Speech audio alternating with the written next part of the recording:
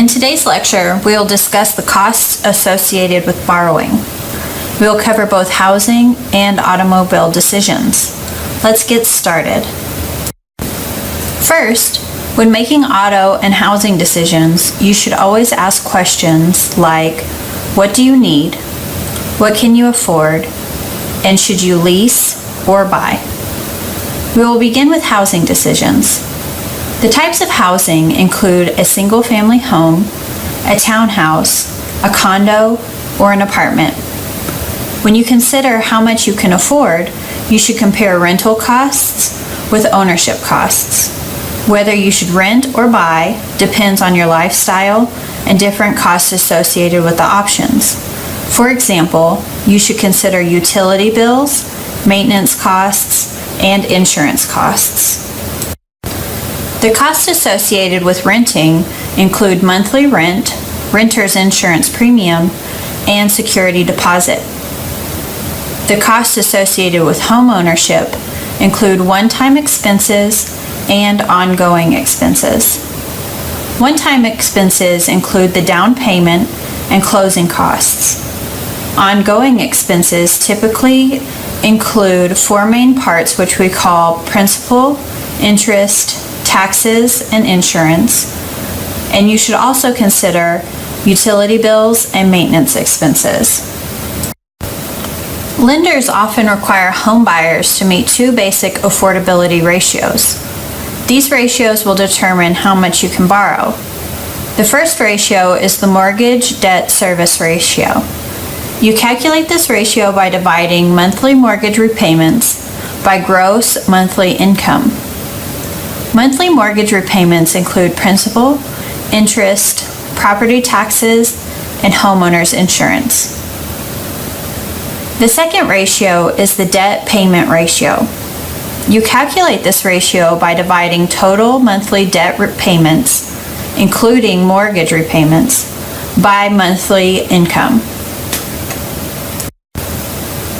Using a payment time value of money calculation, here is an example of how to calculate monthly mortgage repayments. We find that the monthly repayment amount is about $665. If we want to calculate the total amount we paid over the life of the loan, we find that we paid about $239,500 total. The interest paid is the majority of the amount. Refinancing can reduce monthly payment and total borrowing costs, even though you may be required to pay closing costs on the new loan. Now switching to automobile decisions and the cost of car ownership. When making automobile decisions, factors that you should consider include operating costs, fuel economy, new or used, size, body style, features, reliability, and warranty. Cost of car ownership usually includes fixed costs, variable costs, and depreciation costs. When purchasing a car, don't forget to trade in or sell your current car to get a tax benefit. Be aware that your new car is automatically covered by your current auto insurance for 31 days from purchasing.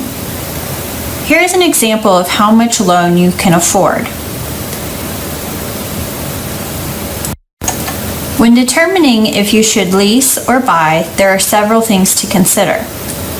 When leasing a car, you pay for its use during a specified period of time. However, at the end of the lease, you have nothing. Leasing usually offers lower monthly payments, more expensive car for the same payments, and a lower down payment.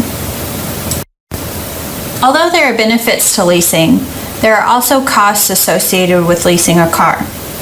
The lease payment is calculated based on four variables: the price of the car, the estimated residual value at the end of the lease, the financing rate on the lease, and the term of the lease.